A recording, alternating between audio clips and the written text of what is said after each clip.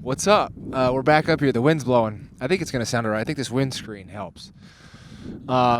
It's fucking Wednesday. It's Monday for you guys. I'll drop these on Mondays.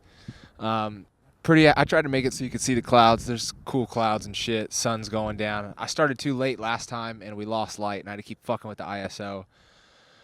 I gotta experiment with auto ISO is what I gotta do. We'll do that next time. I think we'll have plenty of light. Welcome back. This podcast doesn't have a name, dude. It's just fucking on my YouTube channel. All right, there's some stuff I want to talk about this week. Let me put my fucking phone on silent because that really fucked me up last week. We gon' silent that bitch. We just go put that motherfucker over there. We don't even need to look at it.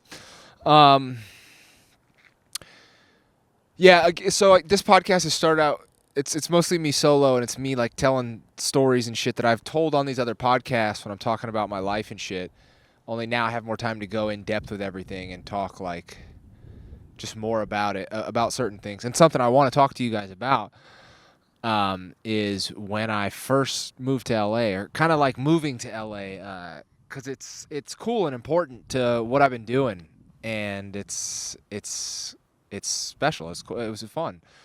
I started comedy in Vegas, and after about 4 years, fucking around the open mic scene, and then like getting serious and trying to do bar shows for a couple years, about I guess like maybe 3 years in, I started coming to LA and I started taking classes. I was taking like writing classes, I was taking improv classes, I was hanging out at the Comedy Store on Mondays and just like hanging in the back of the OR, watching late night shit, staying for potluck, and one day, this comic in Vegas named Kyle Blessing. This motherfucker, he was born with like flippers or whatever. His fingers were together, so they had to split it. But then when you split it, there's no meat in between, so they had to graft hair from his thighs on like in between his fingers, so there would be skin there. And so he has like thigh meat growing in there, which means he has thigh hair growing in between his fingers. Weird as fuck. Great comic. I don't know where he's at now. But anyways, one day he was like, "Yo, you're going to LA?" And I was like, "Yeah, I'm taking classes and shit. I'm there, all day, Monday, Tuesday." And he goes, I have a spot at a Hooters. Like there's a little bar show above a Hooters on Hollywood Boulevard. Can I get a ride with you? And I was like, "Yeah, man, I'm like sleeping in my car though." And he's like, "Yeah, I don't give a fuck." I was like, "All right, so I'll sleep in the back seat, you sleep in the front seat." And so we did. We drove out, and first day I had like class and shit like that. We came out on a Tuesday, had my classes, and then we crashed in the car, and we slept like way out by, I forget what fucking road it was, but we drove up to like San Bernardino area, so like, because I didn't know about sleeping in the neighborhoods here at the time. It was weird in LA, so we're like, we'll just go out kind of off the main freeway somewhere in San Bernardino. And we pulled off at some train tracks, and we went to sleep, and no one fucked with us, but it was like, the train came by so often that eventually it stopped coming by, and we both woke up at the same time. We were like, where the fuck's the train, man? And then that night, we go to Hooters, and there's this fucking little independent run show going on above this Hooters, like a 2-story Hooters. It's like a restaurant and shit and bar downstairs, and there's like seating upstairs. But this guy named Stephen Holloman is running this little show called Comedy Chow. Now, there had been plenty of iterations of a comedy show at this Hooters. Plenty of comics be like, "Oh, I used to run a show there, and before that, we did that." When I showed up, Steven was running it. And it was fucking awesome, man. They had a little street team outside, couple of guys being like, "Yo, you guys want to come check out a show?" Just pushing drunk people in, trying to get crowd. And I ended up getting to split, fucking Kyle split his time with me. We both did like 5 minutes or some shit. And it was just awesome. And I hadn't really I'd done like mics in LA. I was taking classes and shit. I'd signed up for potluck and stuff. I think I had done like maybe Kill Tony. But I hadn't even done Kill Tony yet. Fuck, I gotta close my gear case. Stand by, the wind's blowing my shit everywhere. That's what I get for not fucking closing all this shit. Okay. Close it. So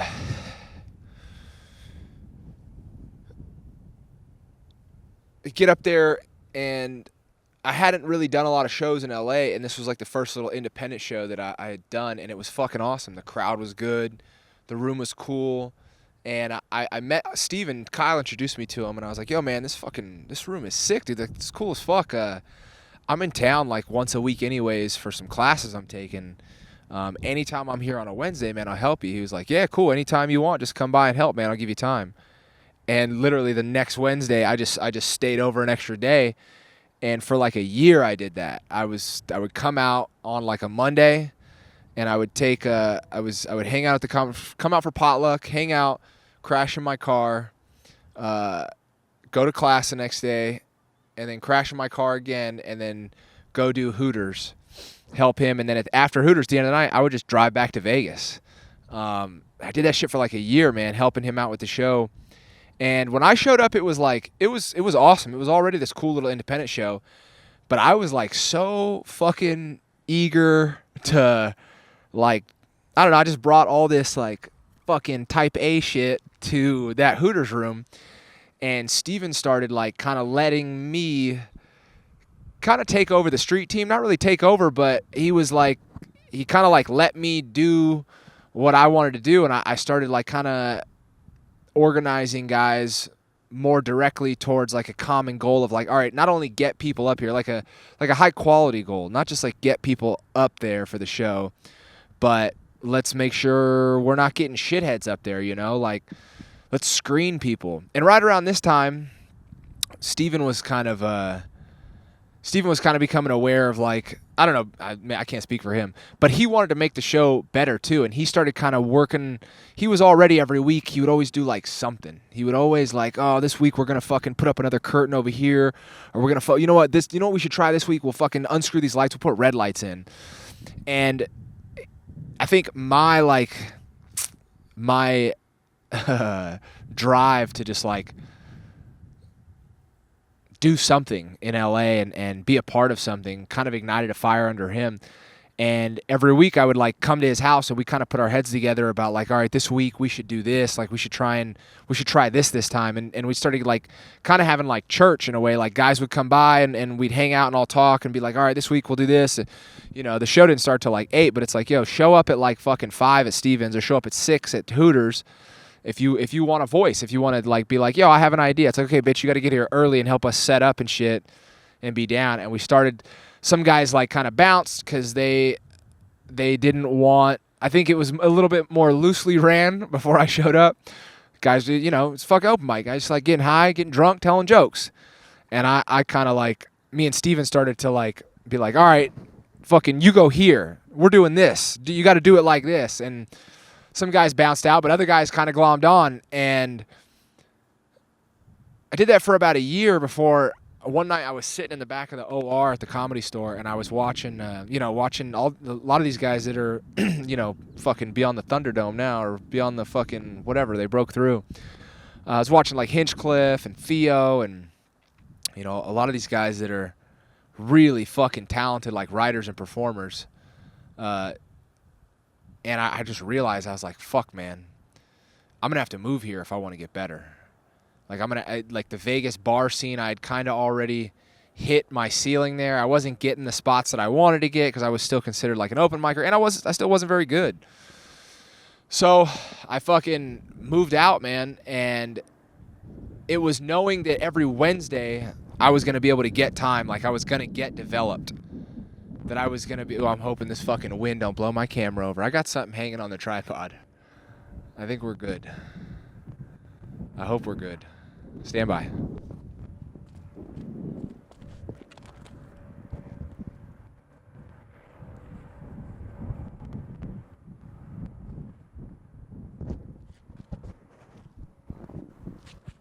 We good. But yeah, it was like knowing that, all right, I'm going to get stage time on Wednesdays. I'm becoming a part of like this like community a little bit, and just constantly being at the store and seeing, not constantly, but being there on Monday nights and seeing what's possible, watching these guys work a late night crowd that was like, too drunk, too tired, heard every premise, foreign, And we were getting those crowds at Hooters too. You know, we're getting foreign people, we're getting drunk people on vacation. We're getting people, you know, our show is long. It started at like, I want to say it started, at some point we were starting at like 7, but it was started like 7:30, 8 o'clock.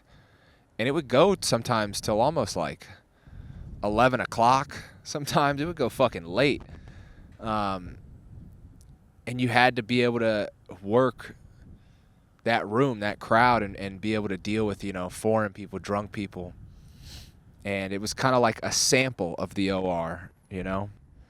And Holloman, man, he's responsible for my development when I first got here. You know, in a previous episode, I talked about how that's why I had to start rapid fire, because I wasn't getting stage time. Because the only place I was getting up, besides like, you know, shitty little open mics and stuff and a couple bar shows here and there, the only place I was getting up was Wednesday nights at Hooters, man. And it just like really, when I moved to LA, I had just broken off an engagement. I was all fucked up and didn't even realize I was fucked up. And that show gave me something to like really focus on and put like a lot of love and energy into and help me cope with the other shit that was going on in my life, man. And every week it was always about like, how do we make it better? How do we make it better? What should we do? What can we do this week? Let's rebuild the fucking stage. Our stage is wonky. Let's fix the fucking stage. This week on the street, this is what we're gonna do. We're gonna spread out, go over here. We'll get stamps. We're gonna stamp people's hands, because if we put our logo on the back of people's hands, people will see it, and then when they see our logos, it'll just be like an extra little, like, you know, another just like bell ring for them. Like, oh, we saw that logo earlier. That's the logo. You know, just brand recognition on the street. I still get people sometimes that'll see me wearing a Comedy Chow hoodie, and they'll be like, yo, dude, fucking, I was at that show years ago. But it was always about like something more, something better, something else to like make the show a little bit better.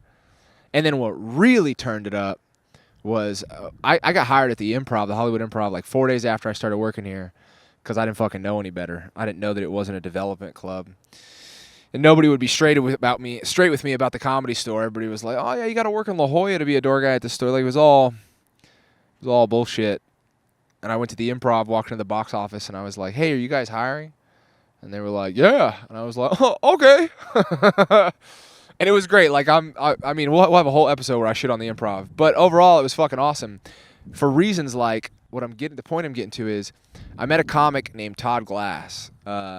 He's been in the game a long time. Mad talented. Does like a show, not just stand-up, like a fucking show. The Todd Glass Show. He's got a band. And I saw him at the Improv when it was around the holidays. I saw a lot of really good performances around the holidays at the Improv. I met Craig Robinson on Christmas one year. That's another story. We'll get into that.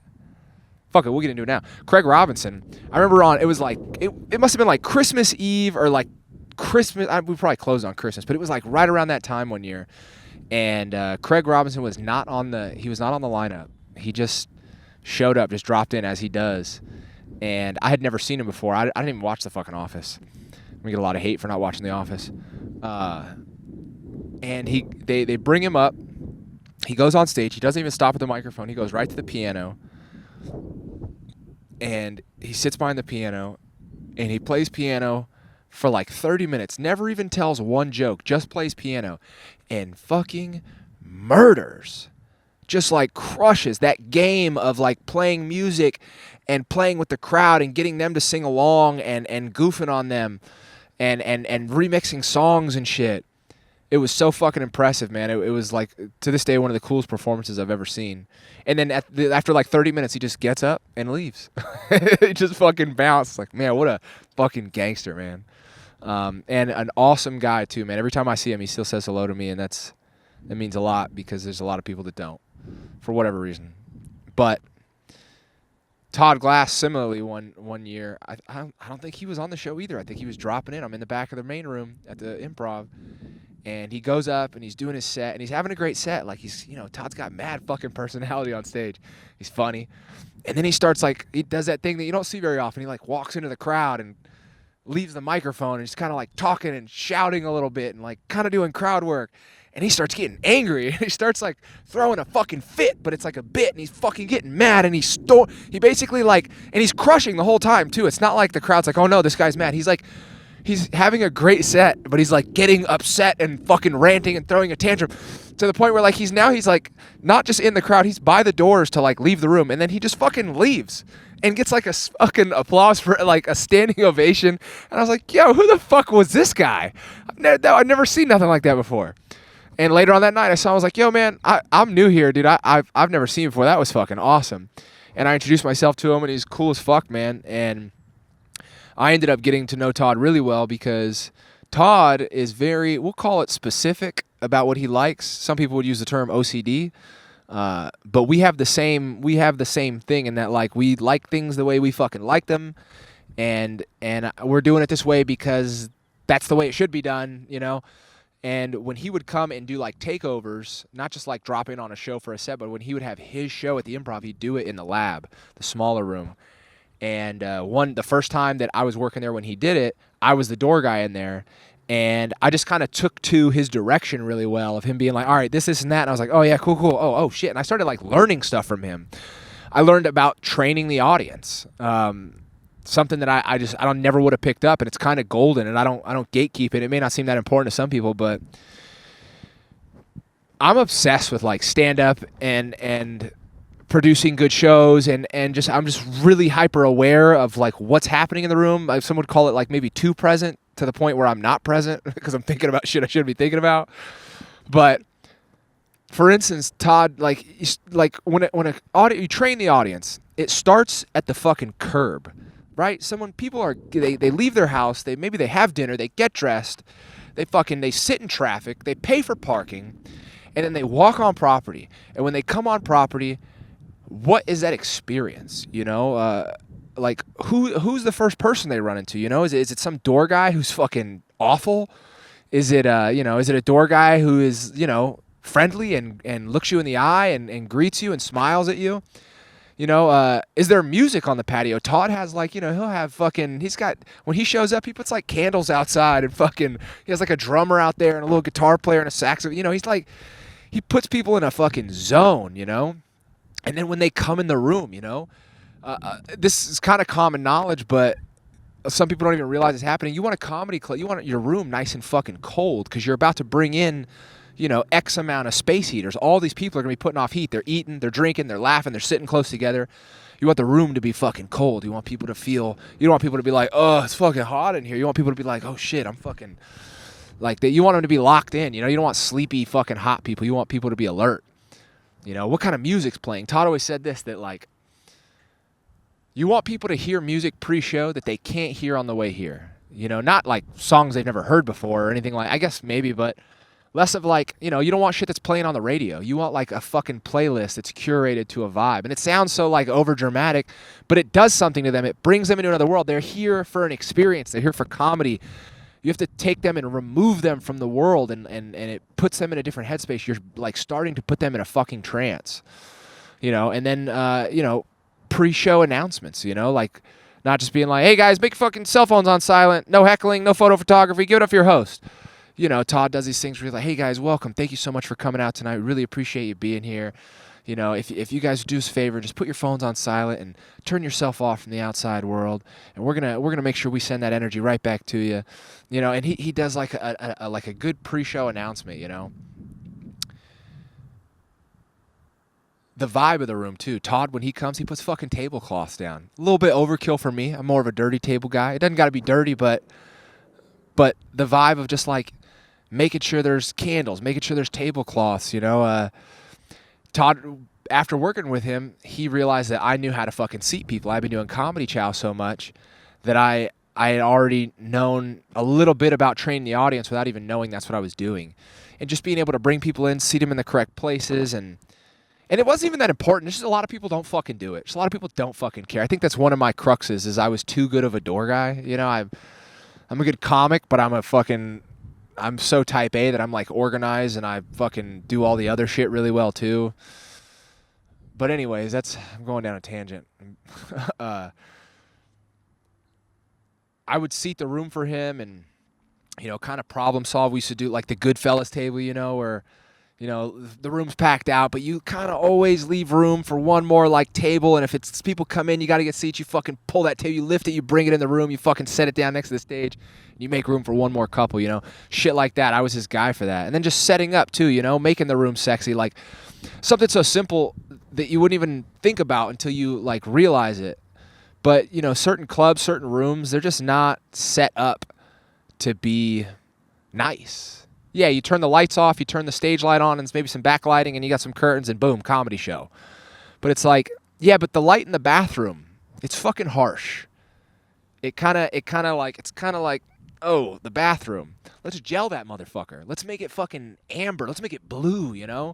Fucking other just little shit like that. The stairway. The comics, the people on your show, his band, creating a vibe in the green room and a hang and just Todd really like every time I work with that motherfucker, I learn something new, whether it's about how to pleat curtains with a fucking staple gun or how to fucking rip tablecloths the right way or what to paint or where to hide fans and just everything, man. He teaches me. He doesn't even try to teach me. I just fucking pick up so much from him. But we took all that. I took all that from him. And I brought it to Comedy Chow. And Steven, too. Steven was working at the Improv. Steven got hired at the Improv after I got hired there. I don't think Steven wasn't working there when I was working there. Or he was, but I think he got hired there after I did. Steven was not working there when I started working there. No. Anyways, me and Steven brought that shit to Hooters and started to incorporate it. With the street team, we would make sure everybody knew, like, hey, when people are interested, you're like, hey, talk to them. Are you visiting? You local? You like stand-up comedy? Who's your favorite comic? You're screening people. You're finding out this dickhead off Hollywood Boulevard he really is a comedy fan, and him and his girlfriend are excited to be here. Or this guy's fucking hammered, and he thinks he's cool as fuck. We don't want that guy in here. These people are interested, but they're super foreign. They don't even speak English. They're going to come in the phone, come in the room, get distracted, and end up on their phones. You don't want those fucking people in there. You want people that are aware of what's going on, that are excited to be there, and they're not fucking shitheads. And you do that by talking to people on the way up, and then, you bring them up the stairs, and you start to lower your voice. You go, okay, guys, I'm going to pass you off to Rocky, okay? He's going to help you find your seats. And it starts to let them know, like, you can't just walk in this room like, all right, have a good show, guys. Like, I'm lowering my voice because you need to fucking lower your voice, okay? Little shit like that, And you just, like, it... We turned that fucking room into. It sounds so dramatic and I'm like making it this big thing, but it really was, man. It really was this project that every Wednesday for years, for 4 fucking years before COVID happened, it was the place to go to perform, to come together, feel like you had community, and to like put into practice the shit you've been thinking about all week, not just with comedy, but with like producing and making the room good and just like, I don't know, man. It was amazing, and it was the staple for me getting up every fucking week, and it was the reason I got developed. And I met a lot of people there that are really important to me now. I remember the first night I got up there when Kyle brought me. They didn't play music between shows. They had a guitar player sitting up front on a couch right next to the stage. It was this guy with like salt and pepper hair. And not even old, just salt and pepper hair and a black tank top playing a fucking electric guitar. And his name is Danny Paul. And that dude's my fucking videographer now. He's my he's like my roommate. We don't live together, but we live pretty fucking close. And I just wouldn't have met this dude without it, man. I remember the first night being up there, going up there with my wild barroom shit, and him being through some of it, him being the only one fucking laughing, dude. My biggest fan. And yeah, man, and we got to feed a lot of people through that room too, man. A lot of people got up and got to work. I remember Alex Kahn, another Vegas comic that left Vegas right around the same time I did. He went to Chicago, I went to L.A. When I got to L.A. and I started fucking doing military shows. I was doing the Hooters show. I was working at the Improv, and it was exciting. I told Con, I convinced him because he went to Chicago, then he went to Colorado, and he was doing all right. He was working at Comedy Works down there. But I was like, bro, come out to LA. Let me get you an interview here at the Improv. I'll get you hired. Be a sound guy. Come out here. And he flew out, had an interview, and he got hired, and then he came out, and we both lived in our cars together, slept on the same fucking street every night for years. And he got developed there too.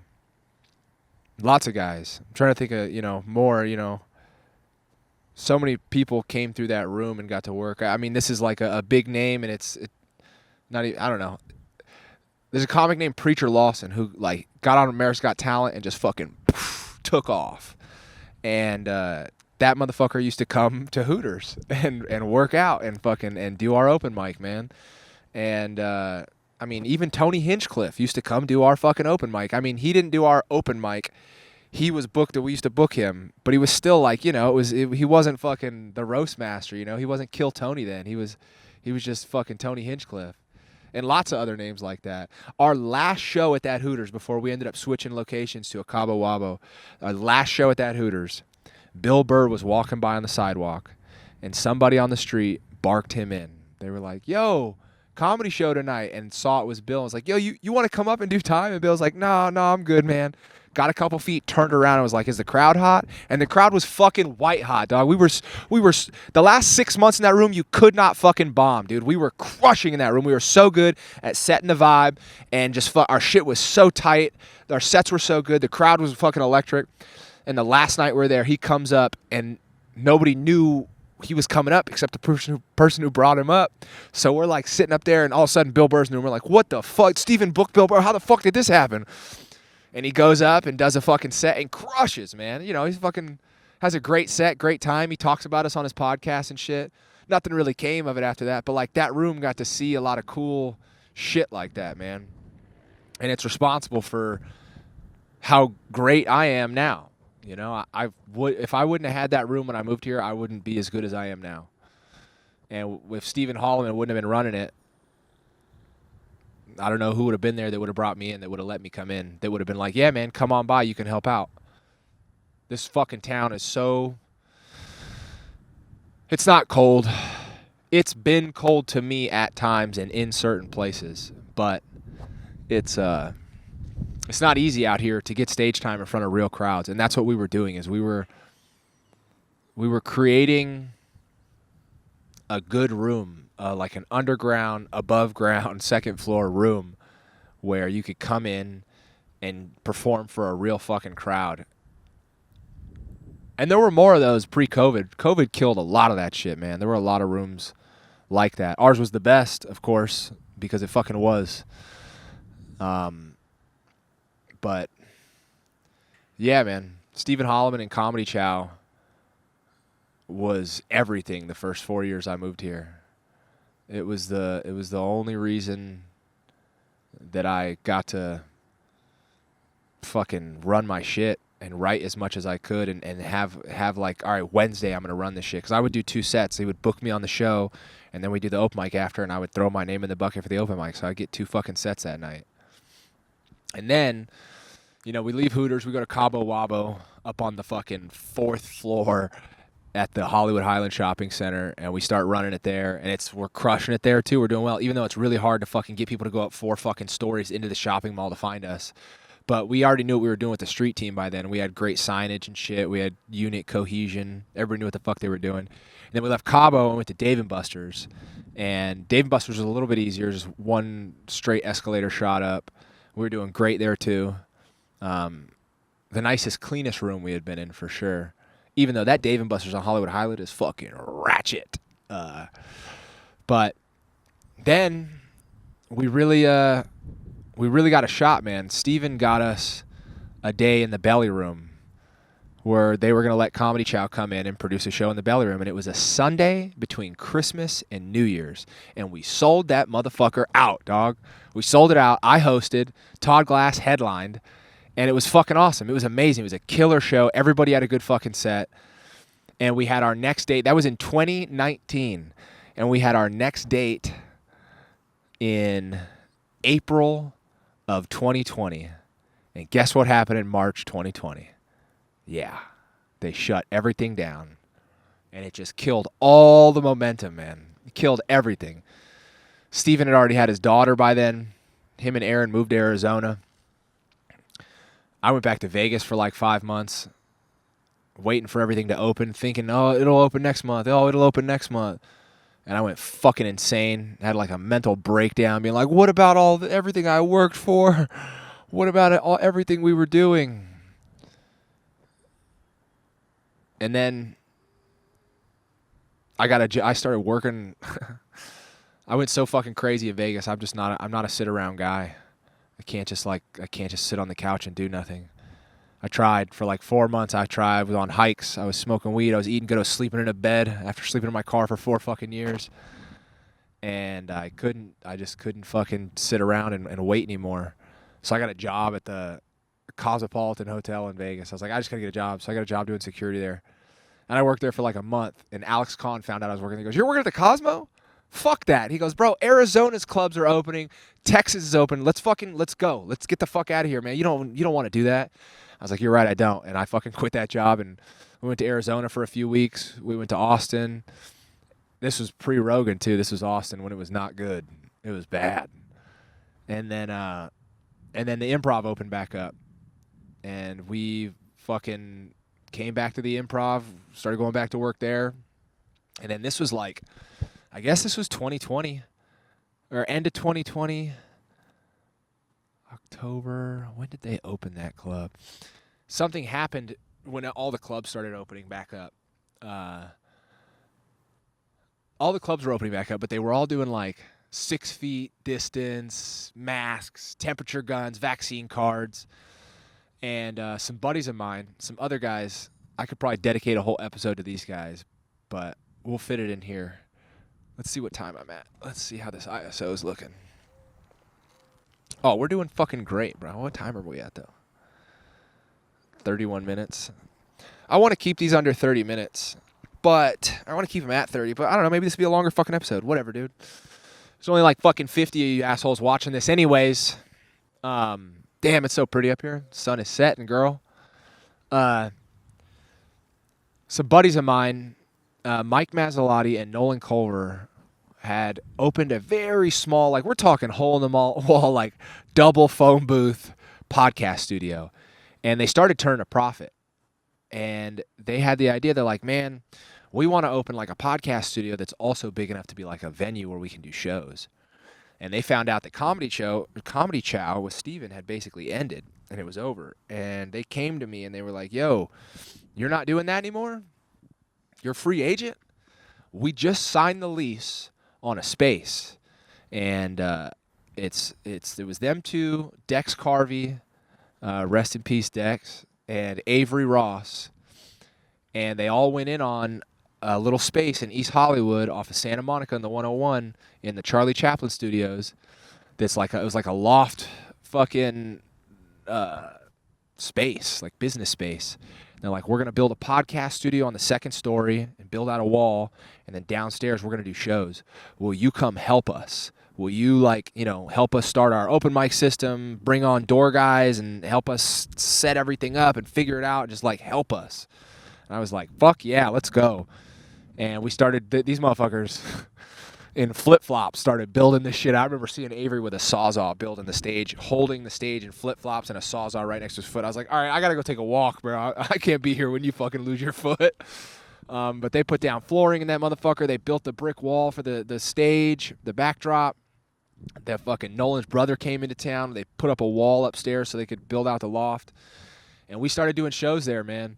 And that turned into like a whole other thing, man. That was like, if Comedy Chow was my like freshman year in college, that was the third wheel is what they called it. Third wheel comedy off Santa Monica.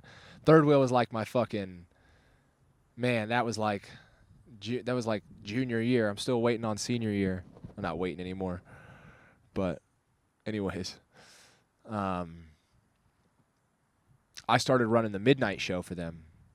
They started doing open mics. They wanted to do like slotted systems and trying to figure out how to charge for open mics or not charge. And we'll do daytime mics and we'll just put it up. We'll do 4 p.m., 6. And they were kind of feeling out like who's showing up. And they started letting people run their own mics and doing themed mics. And what started to happen is it became more of like late night spot.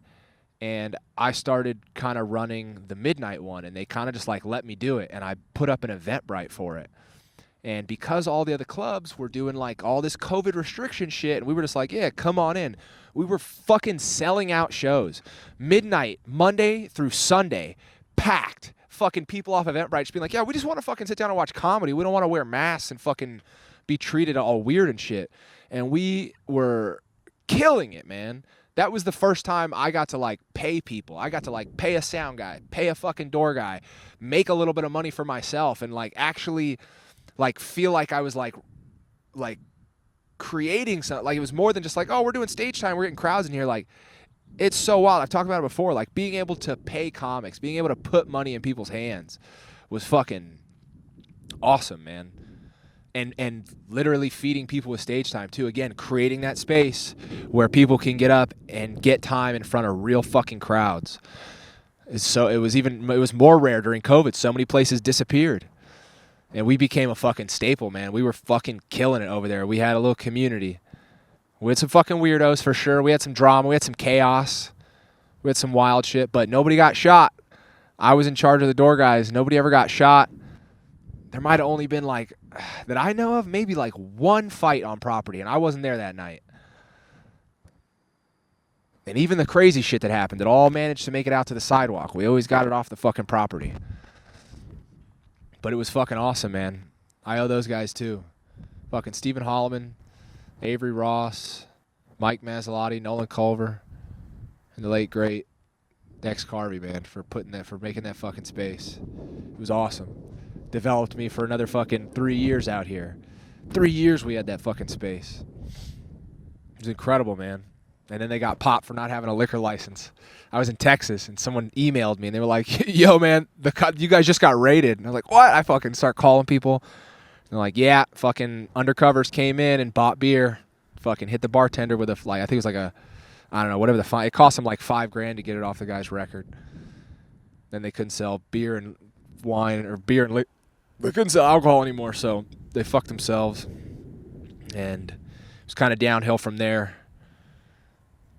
I had to start the money wasn't coming in the way everybody was used to. And then they kind of stopped being able to pay people. We stopped being able to pay door guys and hosts, and it all kind of started to fall apart a little bit. And they sold the place to some great guys that are, I think their main group came out of like Flashback in North Hollywood. And now they run it and they call it Zebra Room. In fact, I'm actually supposed to go to an open mic there later. I'm supposed to be at an open mic there in 5 minutes. I'm going to be late. I bet maybe they'll still let me go up. I think that's the podcast. I think we're done. That's it, man. Comedy Chow, Stephen Holloman, Third Wheel, getting developed out here, meeting Todd Glass, learning so much from Todd. That motherfucker still employs me, man. He took me to New York Comedy Fest. I got to produce his show out there. I helped him shoot his fucking special, everything. Love you guys. Love everybody. Take care of yourselves and fucking, don't quit. And fucking eat, sleep, drink water, all that gay stuff. Love you guys.